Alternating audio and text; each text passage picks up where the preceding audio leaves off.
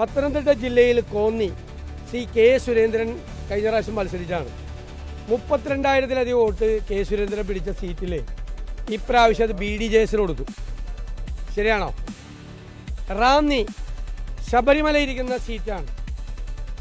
അവിടെ കൊടുത്തിരിക്കുന്നത് 2020 എവിടെയുള്ളത്? പത്തനംതിട്ടയിൽ 2020 നിങ്ങൾക്ക് എല്ലാവർക്കും അറിയാവുന്നതുപോലെ എറണാകുളം ജില്ലയിലെ കിഴക്ക് ഭാഗത്ത് മാത്രം ഉണ്ടായിരുന്ന ഒരു പാർട്ടിക്ക് പത്തനംതിട്ടയിലെ റാന്നി കൊടുത്തിരിക്കുകയാണ്.